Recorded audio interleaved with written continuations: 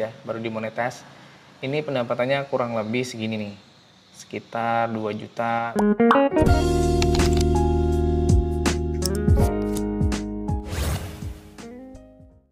Halo YouTube, welcome back to my channel Bang Sandi TV. Ya, apa kabar teman-teman semuanya? Harapan sehat selalu ya untuk kalian. Dan thank you sampai saat ini masih mempercayakan Bang Sandi TV ya untuk di-subscribe gitu loh. Oke, ya teman-teman, di video kali ini Bang Sandi ingin berbagi tips bagaimana caranya menjadi YouTuber pemula. Nah,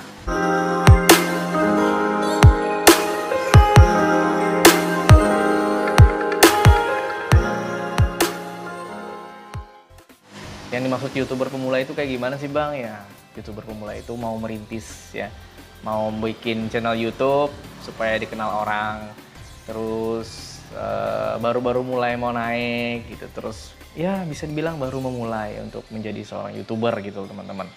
Kalian tahu sendiri ya, saat ini YouTube itu bisa nyari uang teman-teman ya. Nah, kenapa Bang Sandi langsung ngomong masalah uang?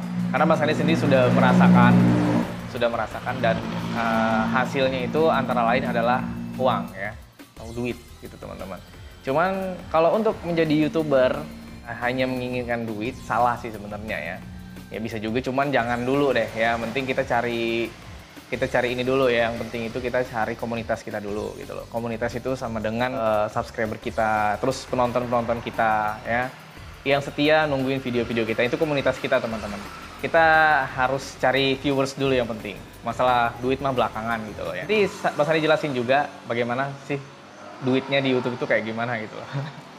Ya. Nah, di sini Bang Sandi sudah menyediakan secari kertas yang mana di sini terisi materi untuk Bang Sandi mempresentasikan. Wah, kayak dosen aja nih presentasikan. Ya, untuk menyampaikan kepada teman-teman tips-tipsnya gitu loh. Ini tipsnya sebenarnya simple banget ya. Kalian cari di Google pun pasti ada, cuman kayaknya lebih enak kalau disampaikan melalui sebuah video gitu loh. Ya teman-teman, di sini untuk yang pertama, kalau kamu pengen jadi YouTuber, yang pasti kamu punya akun YouTube ya, akun Google. Tapi rata-rata kayaknya sudah semua punya deh ya. Tinggal ngupload doang. Nah, di sini yang pertama, kita wajib merencanakan konsep dari konten kita. Konten yang ingin kita sajikan nanti itu apa gitu loh. Misalkan kamu mau jadi YouTuber gaming. Nah, YouTuber gaming kan berarti main game gitu kan, main game. Dan mungkin bisa jadi vlogger. Vlogger itu misalkan kita jadi vlogger makanan, kita vlogger traveling, ya. Misalkan kita jalan ke suatu tempat, kita rekam gitu. Oh, begini keadaannya di sini, di pulau ini, di gunung ini gitu kan. Misalkan tempat kamu tuh sangat memungkinkan untuk jadi vlogger yang traveling gitu loh. Kalau makanan lebih enak lagi tuh. Kamu ke mana? Misalkan ke warung-warung, ke restoran-restoran terdekat yang enak banget makanannya, terus bisa kamu bikin vloggernya. Selain kamu bisa nanti dikasih makan gratis, kamu bisa dapat duit juga dari YouTube gitu loh. Ya, kemudian jadi reviewer. Jadi reviewer ini kamu perlu sedikit modal sih sebenarnya, karena kamu harus beli barang yang mau kamu review. Contoh handphone ya, misalkan handphone, kamu mau nge-review handphone atau mau nge-review peralatan-peralatan elektronik lainnya gitu, boleh ya. Yang apa lagi ya, nice-nya atau temanya itu contohnya jadi video jadi YouTuber yang ngasih sajian videonya itu tutorial gitu. Kayak bikin benda bekas jadi benda yang berguna, barang bekas jadi yang berguna ya. Ya, craft kayak gitulah ya. Misalkan bikin dari kardus jadi celengan, jadi mesin ATM mini gitu kan, banyak tuh di YouTube tuh. Yang nggak apa-apa kalau pengen kayak gitu loh. Nah, itulah pentingnya membuat konsep gitu teman-teman. Kemudian yang kedua, kita wajib untuk menyiapkan peralatannya teman-teman ya. Nah, jadi kalau mau jadi YouTuber nggak punya peralatannya juga susah sih. Ya, yang pertama itu tentunya kita harus ada kamera. Kamera untuk merekam video. Iya, benar banget. Kamera untuk merekam video. Seperti saat ini saya merekam menggunakan kamera handphone saya. Jangan salah teman-teman. Jangan dikira saya pakai kamera DSLR atau kamera yang bagus gitu, action cam, bukan. Saya cuma pakai kamera handphone ya. Jadi tidak diwajibkan sih sebenarnya untuk harus punya kamera yang bagus gitu, tidak. Yang penting sudah bisa merekam ya dengan kualitas yang cukup bagus gitu teman-teman. Nah, sekarang kan handphone itu rata-rata kameranya yang bagus-bagus sih ya. Dapat handphone harga 2 juta itu kayaknya sudah bagus banget sih kameranya. Kemudian mikrofon itu contoh peralatannya. Nah, seperti ini saya pakai mikrofon clip-on. Mikrofon clip-on yang saya klipkan, saya jepitkan di baju saya. Contohnya kayak gini. Nah, ini saya pakai mikrofon clip-on. Dek dek dek gitu kan. Nah, ini dia. Mikrofonnya kecil, saya taruh di balik baju saya. Saya taruh lagi lah ya. Oke. Terus kita pakai lighting. Nah, lighting itu ada dua macam teman-teman ya.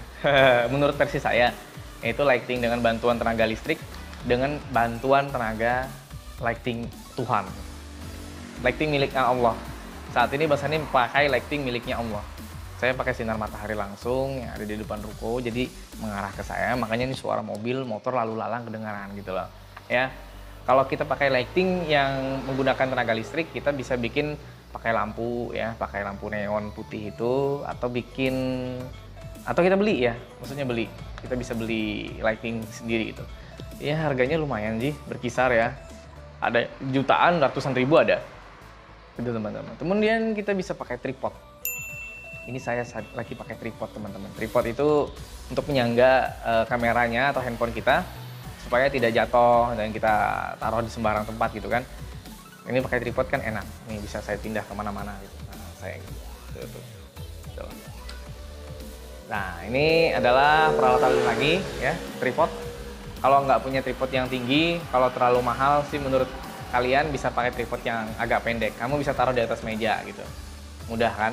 Asal jangan pakai tangan kayak gini. Maksudnya hasilnya itu jadinya pastinya gemetar gitu ya. Apalagi kalau tangan kamu tremor atau getaran gitu, jadi kelihatan videonya tuh kayak aduh susah buat ditonton gitu.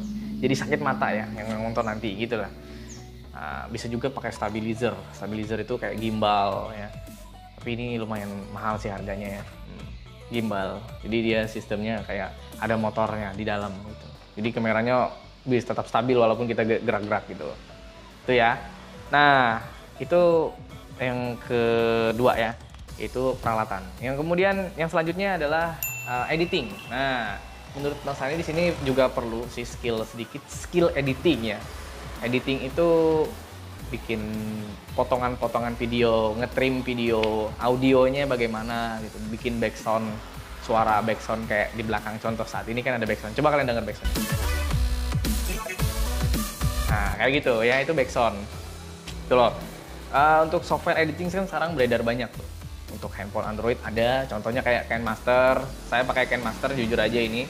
Kemudian bisa pakai Sony Vegas yang ada di PC ya. Tapi sudah saya jarang sih pakai PC karena PC saya itu speknya terlalu low ya. Sehingga bikin lama aja gitu loh. Enakan pakai handphone sekarang sih. Gitu loh. Banyak sih software-software lain mungkin sesuai dengan selera Anda aja. Kemudian yang keempat nih teman-teman ya, yang keempat itu kita harus konsisten. Ya, konsisten di sini gimana? Ya satu rutin, kemudian kita konsisten dengan tema atau nice video yang akan kita hadirkan kepada penonton kita. Contohnya kayak gini, kamu tadi kan mau jadi vlogger, misalkan ya mau jadi vlogger makanan. Nah, kalau hari ini kamu jadi vlogger makanan, kamu bikin video vlogger makanan. Misalkan hari ini videonya makanannya sayur lakai gitu kan. Sayur bacem, tahu bacem. Terus kuliner apa gitu. Jangan nanti misalkan hari ini kamu ngupload tentang makanan, tiba-tiba minggu depan kamu nguploadnya tentang tutorial bongkar pasang mesin motor. Jauh banget gitu loh. Ya. Jadi tentukan salah satu ya. Kalau memang kamu nice-nya atau hobimu atau bakat kamu di vlogger makanan ya vlogger makanan gitu. Jangan coba-coba beralih ke sesuatu yang kita tidak begitu mengetahui gitu loh. Kecuali memang kamu memang menguasai dua-duanya. Tapi saran Bang Sandi sih bikin akun YouTube-nya dua. Yang satu buat vlogger makanan, yang satu untuk bengkel misalnya kayak gitu. Ya. Terus bisa kalian manfaatkan SEO ya, atau tulisan Indonesia itu SEO. Jadi SEO itu adalah Search Engine Optimization. Search Engine Optimization ini itu ya masih pakai lah untuk saat ini ya. Belum tahu untuk suatu saat nanti apakah bisa dipakai atau tidak. Karena SEO itu dulu memang sangat-sangat penting. Apalagi zaman-zaman ngeblog dulu, bikin blog. Mas Andi suka ngeblog dulu, bikin tulisan-tulisan. SEO itu adalah cara kita membuat judul, membuat deskripsi, tagline-nya, atau mungkin hashtag-nya seperti apa. Sehingga penonton itu dalam pencarian itu muncul video kita atau blog kita tadi ya. Tapi di sini kita ke video dulu ya, ke YouTube kita. Sehingga video kita tuh lebih direkomendasikan sama YouTube gitu loh. Judulnya bagaimana. Kalian sering kan lihat judul-judul yang agak-agak clickbait itu. Agak memancing kita untuk mengkliknya gitu kan. Nah, di situ bisa jadi tuh. Tapi saran Mas Sandi sih jangan clickbait ya. Kalau kita bikin judul itu ya videonya tentang di judulnya itu tadi gitu loh. Jangan bikin penonton kesel gitu loh. Ya, itu yang keberapa tuh tips? Yang 1, 2, 3, 4. Yang kelima ya. Nah, yang kelima. Itu memanfaatkan SEO. Boleh lah. Deskripsinya dibikin yang baik. Ya, hashtagnya yang berkaitan, yang relevan lah gitu loh. Bisa dipelajari lagi sih, kalian dibaca di blog-blog di Google itu banyak ya. SEO, apa itu SEO? Pelajari dulu ya teman-teman ya. Kemudian kita bisa berteman dengan konten kreator lainnya. Nah, YouTuber itu bisa disebut juga sebagai konten kreator. Nah, kita bisa berteman, maksudnya berteman di sini kita jangan saling memusuhi, jangan saling menghujat, jangan saling menyinggung gitu ya. Misalkan dia ada YouTuber juga, kita YouTuber juga, ya berteman lah. Kita bikinlah kayak komunitas gitu. Atau mungkin kita bisa sekali-kali kita makan bareng. Gimana nih kita kolaborasi atau mungkin saling promosikan gitu. Ya. Itu penting teman-teman. Terus selanjutnya jangan melupakan komunitas. Nah ini komunitas di sini bukan kayak komunitas motor, itu bukan ya. Komunitas di YouTube itu bisa disebut sebagai ya subscriber kita, penonton kita yang setia untuk nonton video kita, yang komen. Nah maksudnya jangan melupakan komunitas di sini. Kita jangan seenaknya aja membiarkan, maksudnya tidak menanggapi apa yang mereka komentarin gitu tentang kita. Misalkan dia komen kayak gini, bagus bang videonya, ditunggu video selanjutnya. Nah mungkin kita balas, oh terima kasih ya, ditunggu saja, jangan lupa subscribe. Itu kan kita ada respon kepada penonton kita gitu loh. Setidaknya kalau kita nggak sempet banget buat nulis komentar, balas komentar dia, kita tekan tombol love atau like-nya. Jadi kita menyukai, ada interaksi antara kita dengan penonton. Karena YouTuber itu kan bisa dibilang dia itu kayak artis sih menurut saya ya, artis dia yang punya fans gitu loh. Jadi subscriber itu sama dengan fansnya ya, sehingga kita harus ada interaksi. Kalau kita masa bodoh gitu kayaknya kita cepet untuk dilupakan dan ditinggalkan gitu. Tidak ada kesan di video kita. Selanjutnya teman-teman, yang terakhir nih tipsnya ya, kita bisa mempromosikan YouTube kita, mempromosikan akun YouTube kita melalui media-media promosi seperti media sosial atau medsos ya. Atau mungkin kita bisa membuat sebuah giveaway. Giveaway itu kayak hadiah ya. Misalkan untuk 1000 subscriber pertama, saya akan memberikan hadiah 1 biji motor, misalkan gitu. Dan syaratnya wajib like, komen, dan subscribe, misalkan. Terus share ke grup Facebook, misalkan kayak gitu. Nah itu adalah salah satu cara untuk mempromosikan channel YouTube kita. Yang paling mudahnya sih kita promosikan di sosmed kita sendiri, sosmed kita pribadi. Misalkan kita punya YouTube, rata-rata punya YouTube ya, ataupun Twitter. Ya YouTube, misalkan kalian tulis di situ captionnya, jangan lupa ya di subscribe channel YouTube pemula berkaitan dengan misalkan vlogger makanan gitu, yang membahas tentang vlogger makanan atau membahas tentang tutorial perbengkelan kayak gitu. Ya, jadi otomatis teman-teman kita yang ada di Facebook, mereka akan ada sedikit rasa penasaran gitu untuk membuka YouTube kita. Gimana sih YouTube-nya Bang Sandi? Coba cek dulu. Oh ternyata isinya ini. Dan kalau mereka suka, maka dia akan subscribe gitu loh. Kalau giveaway, itu lebih cepat lagi tuh. Giveaway, bikin hadiah ya. Bang Sandi dulu pernah di 1K ya, di 1000 subscriber pertama. Bang Sandi bikin sebuah giveaway dengan syarat follow Instagram Bang Sandi, subscribe, komen, dan memberikan alasan kenapa mereka berhak atau mungkin pantas untuk mendapatkan giveaway. Dulu kan giveaway Bang Sandi itu sebuah router bekas yang harganya ya paling kalau dihargain 100 ribuan lah. Dan itu pun masih banyak yang ngantri untuk mendapatkan router bekas itu. Ya, dulu kalau nggak salah Totolink N300 RT dulu ya, gitu teman-teman. Nah, terus Bang Sandi sekarang kok bikin video berbeda banget dengan Nice atau temanya Bang Sandi. Bang Sandi kan temanya adalah networking. Siapa bilang ya? Video saya itu bukan hanya tentang networking, ya maksudnya bukan tentang wifi saja, tentang RT RW saja. Video Bang Sandi itu mencakup hobi ya. Sudah dijelaskan di beranda YouTube saya bahwa Bang Sandi TV itu adalah sebuah channel YouTube yang menyajikan video tentang hobi saya gitu loh. Saya adalah hobinya salah satunya kayak speaking ya, hobi ngomong ya, public speaking. Bisa dibilang seperti itu ya. Hobi berbagi. Hobi saya misalkan memotivasi. Nah, hobi saya di networking juga. Hobi saya di usaha juga. Nah, oh iya, satu ya, ada yang ketinggalan. Monetisasi atau ya bisa berhubungan dengan penghasilan di YouTube ya.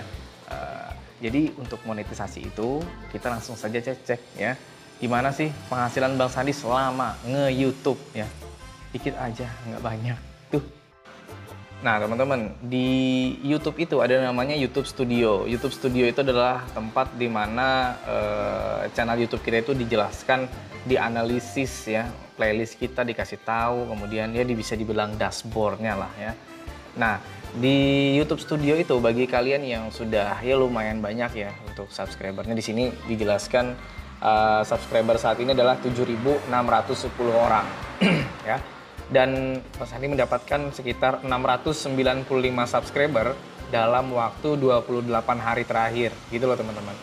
Ini adalah dashboardnya ya. Nah, kemudian kalau untuk masalah duit ya, kalian bisa mencek di sini nih. Tuh, di menu analitik ya.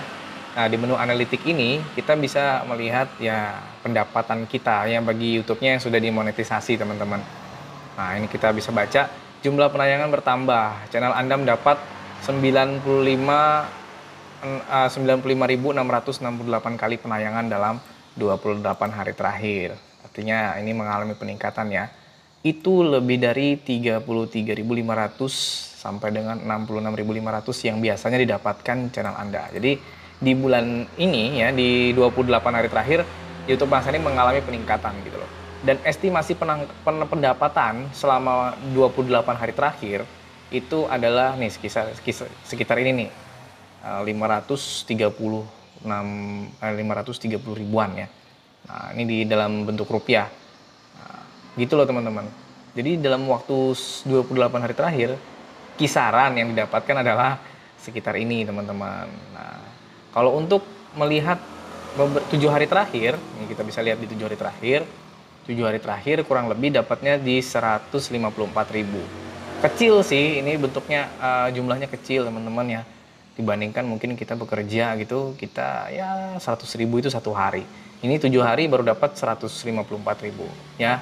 Tapi disyukurin aja, alhamdulillah. Karena yang tujuan akhirnya kan bukan ini loh. Kita bisa membentuk komunitas yang luas gitu. Mungkin kita bisa mempromosikan produk-produk kita. Kemudian kita bisa lihat di real time-nya ya, di sepanjang waktu. Jadi selama Bang Sandi YouTube selama ini ya kurang lebih di 2000 berapa ya? Di 2000 berapa yang baru dimonetasi, 2019 ya, baru dimonetas.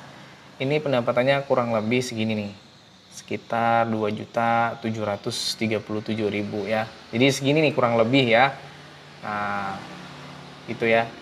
Tapi ini nggak dapat segini sih ya, karena ada potongan-potongannya juga itu teman-teman, diatur sama pihak YouTube-nya ya. Untuk pendapatan tadi teman-teman bisa mencairkan uangnya itu melalui transfer bank ya, bisa transfer bank atau transfer bank ya. Nah, jadi kalian harus punya akun bank juga. Tapi sekali lagi teman-teman, jangan jadikan ini sebagai mungkin Bang Sandi itu menyombongkan diri gitu ya, memperlihatkan penghasilan selama ini gitu. Bukan itu. Jadi ini salah satu motivasi buat teman-teman semuanya ya. Ya, uang itu adalah sebuah motivasi. Dan untuk pencairannya nanti kalian akan mendapatkan ini namanya. Ini adalah salah satu surat cinta dari Google AdSense. Itu adalah kode ya, PIN AdSense namanya, untuk memverifikasi bahwa benar kita adalah pemilik YouTube-nya, dan kita bisa mencairkan uang setelah kita memverifikasi PIN ini dan setelah uang di YouTube itu memenuhi persyaratan untuk dicairkan. Kalau tidak salah untuk saat ini minimal untuk bisa mencairkan atau ditransferkan ke bank kita itu minimal adalah $100 atau kisarannya itu $100 itu kayak sejuta lebih ya, sejuta lebih dikit gitu teman-teman ya. Alhamdulillah ya, alhamdulillah. Oke teman-teman, Bang Sandi rasa cukup sekian deh tips-tips yang bisa Bang Sandi kasih ke teman-teman semuanya. Thank you yang sudah nonton video ini. Yang suka tekan tombol like-nya, yang belum subscribe, subscribe juga. Karena subscribe itu gratis teman-teman. Bang Sandi pamit, wassalamualaikum warahmatullahi wabarakatuh. Dadah!